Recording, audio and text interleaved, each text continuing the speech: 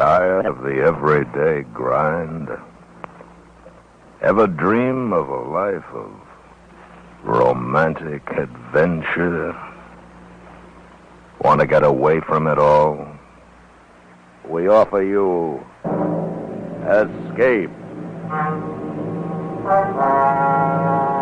Escape, designed to free you from the four walls of today for a half hour of high adventure.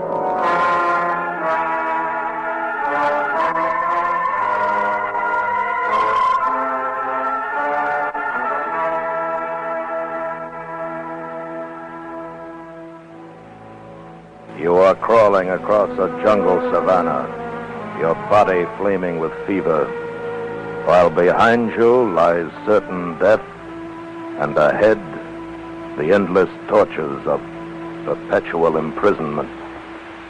Listen now as Escape brings you Evelyn Waugh's classic story, The Man Who Liked Dickens.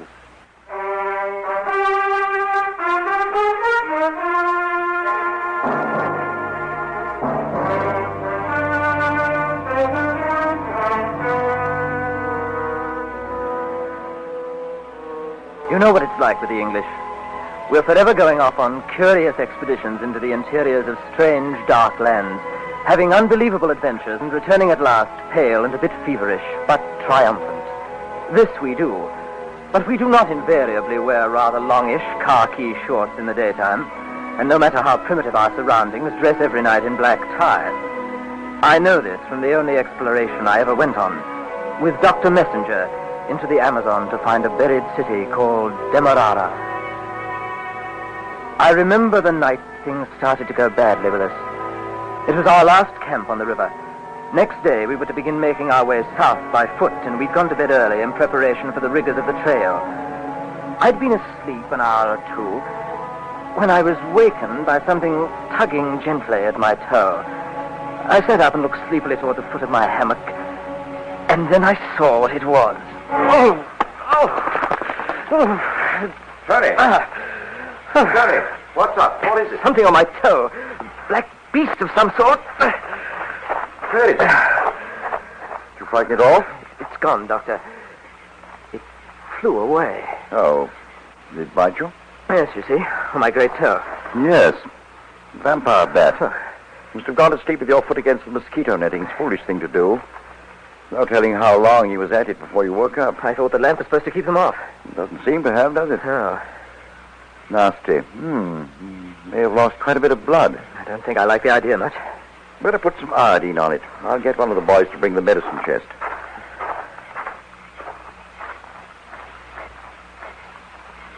Macusi! Macusi! Here! That's odd. Macusi! What the devil?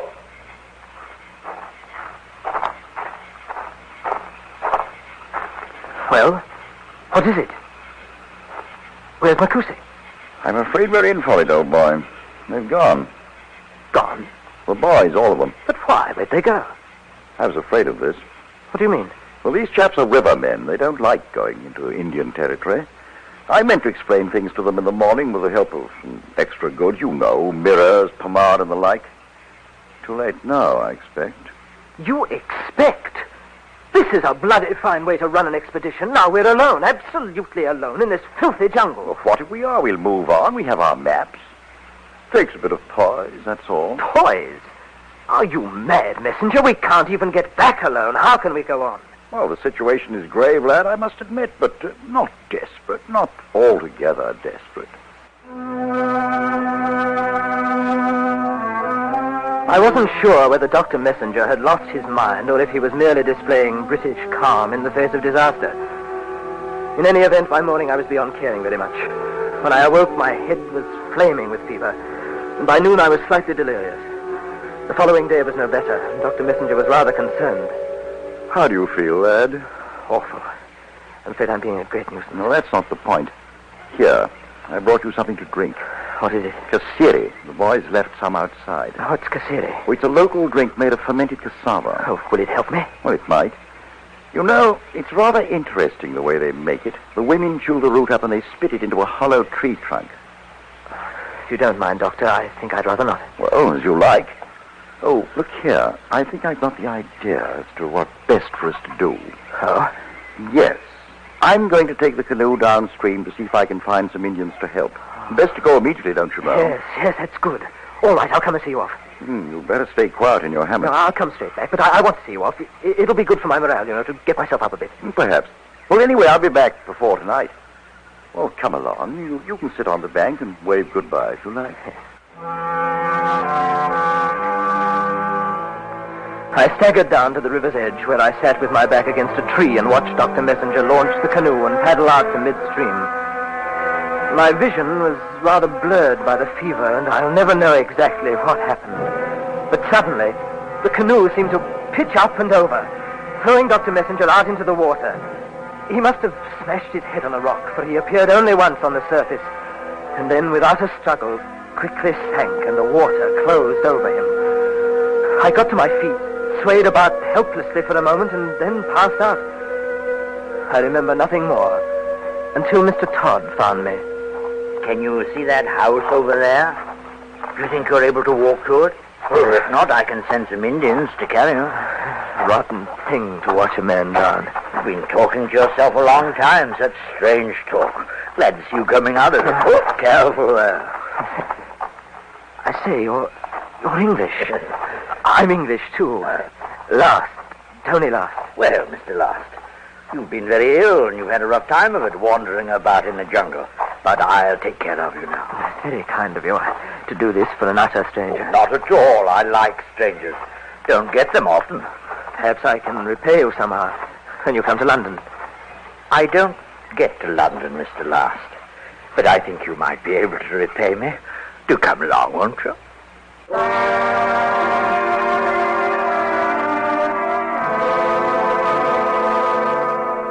My recovery was slow, but Mr. Todd proved the most patient of nurses. He was forever hovering about, giving me medicines, feeding me, talking to me. I learned that his house was in a village of Indians not far from the riverbank, about 10 miles above the spot from where I'd watched poor Dr. Messenger drown.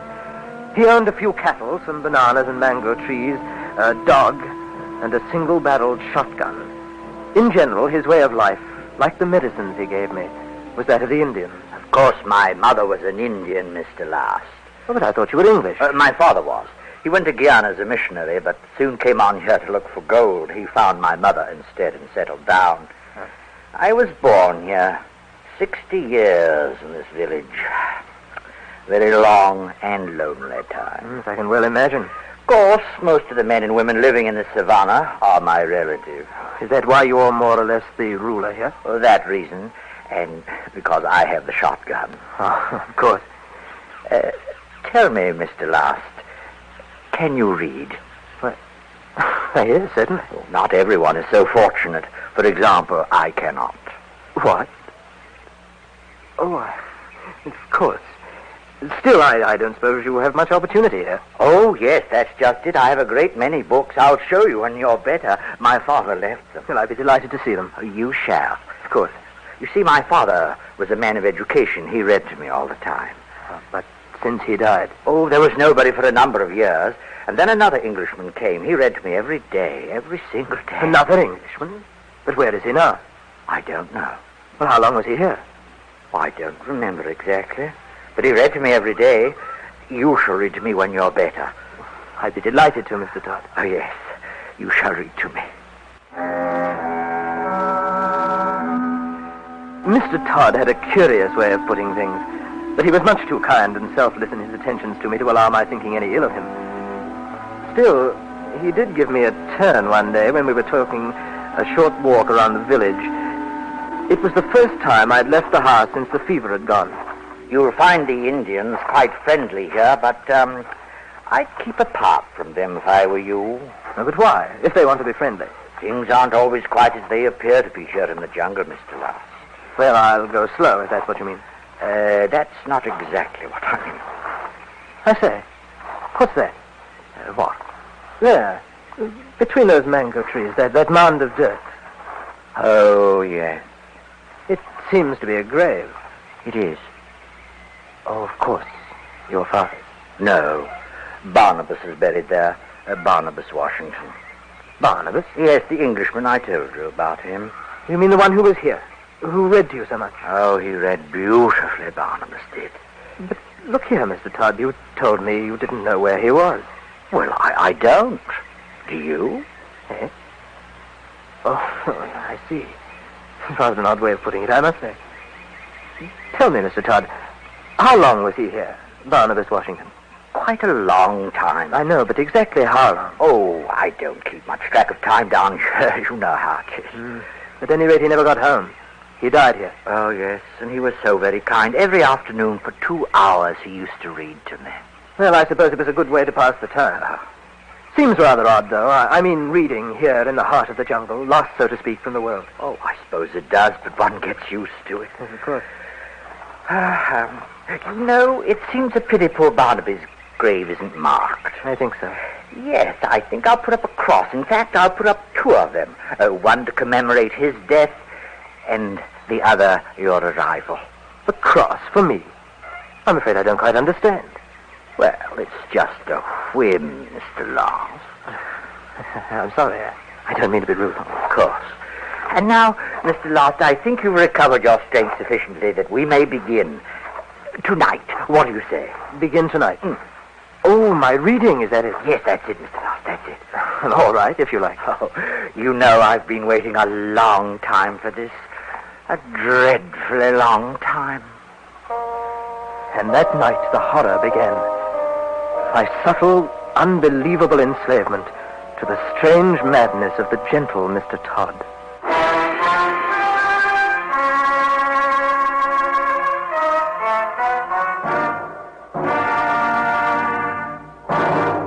We will return to Escape in just a moment, but first, and now, back to Escape.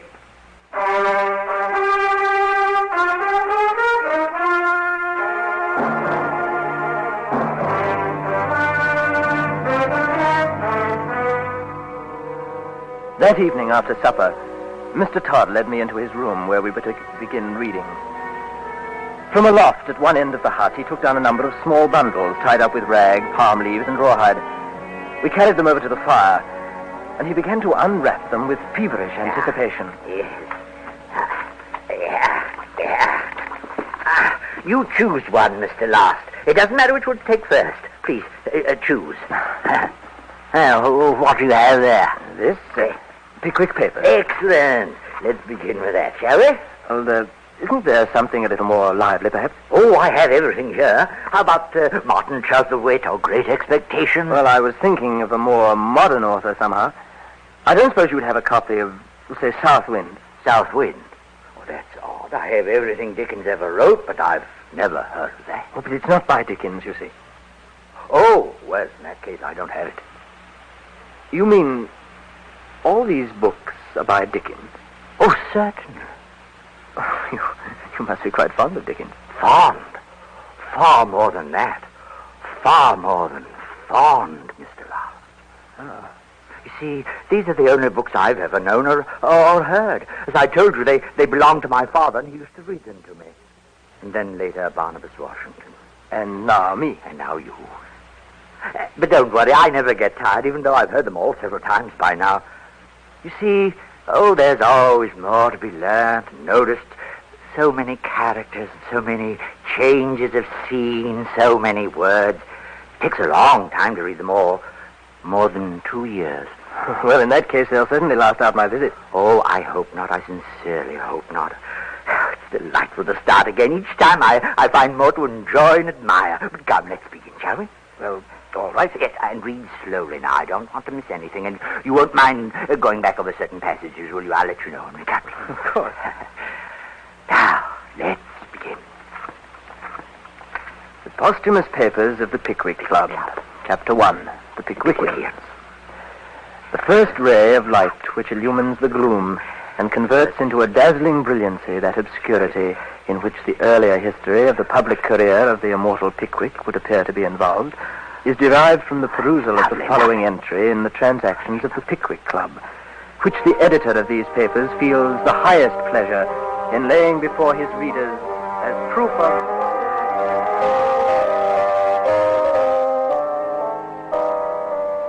As I continued to read, the old man frequently interrupted with questions or comments or requests that I reread a favorite passage. His delight was rather contagious. But by the time we were on the 4th volume, the novelty had begun to wane. And anyway, I was feeling strong enough to be restless. More than once I brought up the subject of my departure, but Mr. Todd seemed obtuse and paid no attention. Finally, one day, he actually became a bit menacing about it. I had just finished a chapter of Bleak House and was resting my eyes for a moment. You know, Mr. Last, you read even better than my father. Even better, I might add, than Mr. Washington. Well, we still have a lot to get through. I hope I shall be able to finish it before I leave. Oh, yes, don't disturb yourself about that. You'll have time to finish it, my friend. Look, Mr. Todd, the time's come when I really must be thinking of getting back to civilization.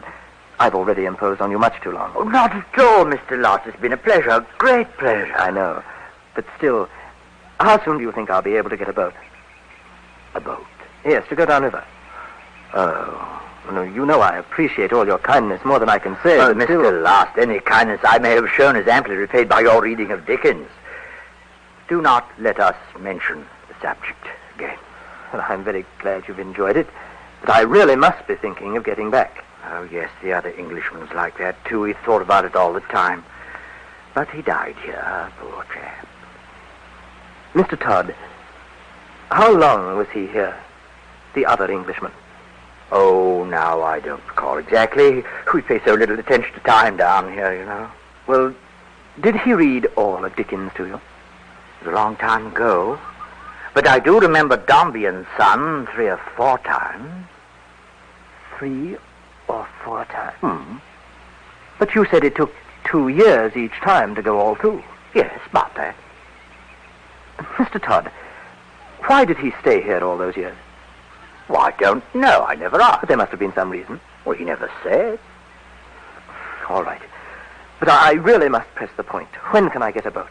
There is no boat. Well, then the Indians can build one. Well, you must wait for the rains. There isn't enough water in the river now. Oh, well, how long will that be? Oh, a month, 2 months. All right, then. I'll wait a month or two. Of course. Now, let's get on. Now, it's so interesting what Dickens has to say about the law's delay. Bleak House has always been such a favorite of mine.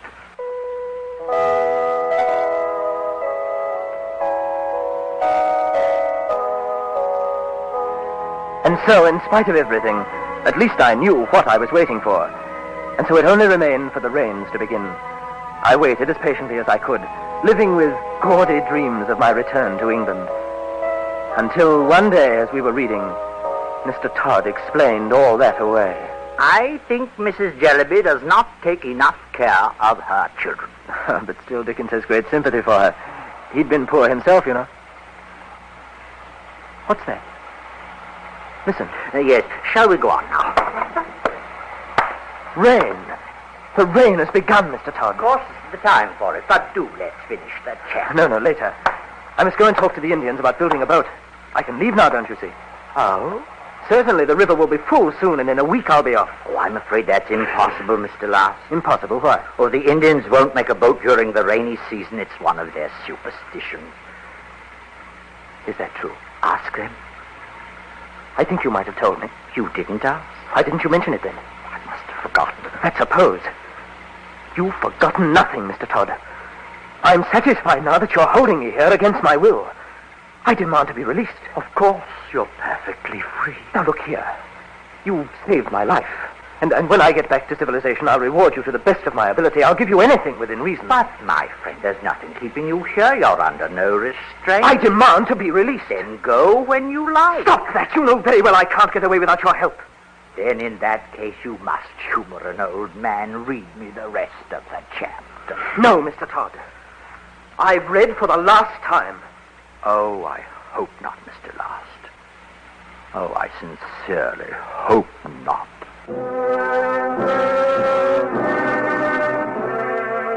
That evening at supper, only one plate of dried meat was brought in, and Mr. Todd ate alone. Next day at noon, a single plate was again put before him, but with it lay his gun, cocked on his knee as he ate. And so I resumed the reading of Bleak House, where it had been interrupted. And then, as though to make my situation even clearer to me, I came upon a scrawled note stuck between the book's pages, and I read it with growing horror. What is it, Mr. Lost? What have you there? This document. It was here in the book. Document? What document? Don't you know? Then I shall read it to you, Mr. Todd. If you like. It seems a pity to interrupt Dickens, though. Year 1930. I, James Todd of Brazil, do swear to Barnabas Washington of Georgetown that when he finishes this book, in fact, Martin Chuzzlewit, I will let him return to civilization without delay. Then there's an X, and after it, Mr. Todd made this mark. Signed Barnabas Washington. Ah, yes, poor Barnabas. He died before he could get out. And if I remember the marker you put up, he died in 1942. Is that right, Mr. Todd? Excuse me, Mr. Last. I nearly forgot something. I meant to mention it earlier. Yes? The Indians tell me that you were trying to speak to them this morning. I was. Of course. But may I suggest that it would be easier for you to say anything you wish through me? You realize, do you not, that they do nothing without my authority. They regard themselves, and quite rightly in many cases, as my children. I have nothing to hide. I was asking them about a boat. So they gave me to understand. And now, if we've finished, do let's get on with our reading. I'm quite absorbed in the book. We finished Bleak House, and Oliver Twist, and Great Expectations, and Nicholas Nickleby, the Old Curiosity Shop, Little Dorrit, Edwin Drood. More than a year passed, and Mr. Todd began looking forward to starting all over again.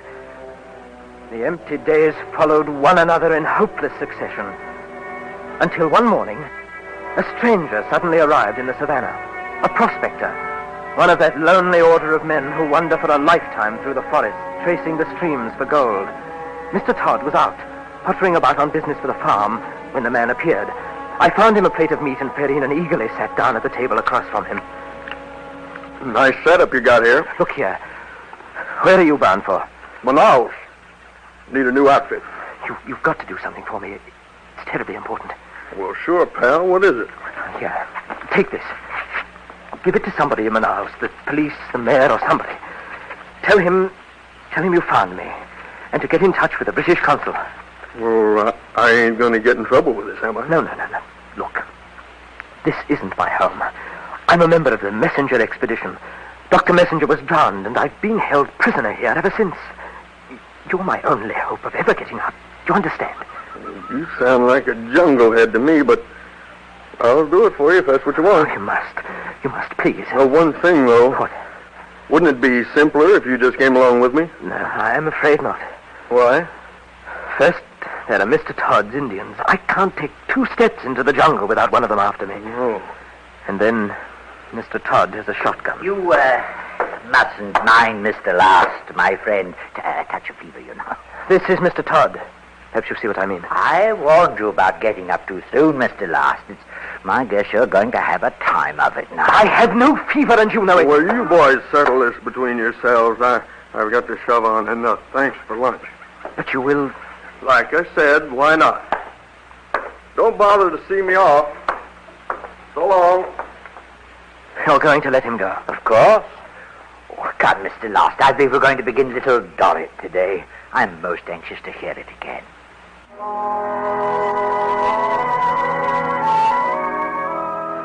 From then on, there was hope. And as the weeks passed, I endured each day in confident anticipation of what might happen on the morrow. I even felt a slight stirring of cordiality towards my jailer. And therefore, I quite willingly joined him when one evening he proposed that we attend a native feast. There was a lot of singing in an apathetic, monotonous manner. And then we were given a small calabash of puwari to drink. It was a pleasant beverage with a flavor of honey and brown bread. And etiquette required that we drink it down without lowering the gourd. I had several, and soon after grew warm and drowsy, and dozed happily off in a hammock, dreaming of fine claret and the white cliffs of England. Mr. Last. Mr. Last. You better come and eat something. You will starve to death here. Oh, my head. I must have been quite tight last night. Treacherous drink, that. Now, how do you feel? Rotten. That drink doesn't seem to agree with me. Well, I'll give you something to make you better. The forest has remedies for everything, to make you awake and to make you sleep. Oh, I say, you haven't seen my watch anywhere? You've missed it? Yes, I thought I was wearing it. You know I've never slept so long. Not since you were a baby. Do you know how long? No. 2 days. Oh, nonsense, I can't 2 whole days. And it's a pity, too, because you missed our guests. Yes. Oh, I've been quite gay while you were asleep. 3 men from outside, Englishmen. It's a pity you missed them, and a pity for them, too. They particularly wished to see you. No. Yes, they came all the way to find you, all the way from England. But since you couldn't greet them yourself, I gave them a little souvenir. Your watch. My watch? All right. You gave them my watch? You shouldn't mind. You see, they had to have something to take back with them. A reward is being offered for news of you. They seem very pleased of it. Couldn't. Even you. It's like killing a And man. they took some photographs of the little cross I put up to commemorate your coming, but not before I put another date on it, you know. You did. You killed me, didn't you? You I killed think me. in general they were quite pleased, but I don't suppose they'll visit us again. Our life here is so retired, no pleasures except reading. No, I don't suppose you'll ever have visitors again. But come, your head aches. I'll get the medicine for you. You're just upset. Look, we won't have any Dickens today. My whole life. But tomorrow and the day after and the day after that. Do let us read Little Dorrit again, Mr. Lost.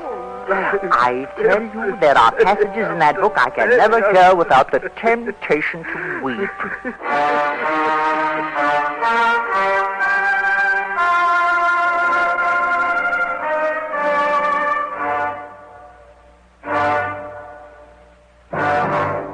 Under the direction of Anthony Ellis, Escape has brought you The Man Who Liked Dickens by Evelyn Waugh, especially adapted for Escape by John Meston, and starring Terry Kilburn as Tony with Joseph Kearns as Mr. Todd. Featured in the cast were Ramsey Hill and Joe Cranston. The special music for Escape is composed and conducted by Leith Stevens. Next week. You are standing in a Mexican bull ring, your body racked with fear, while in front of you the terrible horns of a huge fighting bull are waiting, and all around you the crowd is demanding that you move in and come even closer to death. So listen next week when Escape brings you Anthony Barrett's exciting story, Nightmare in the Sun.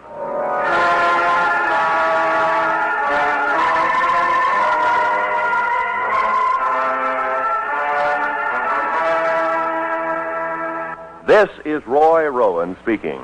The CBS Radio Network.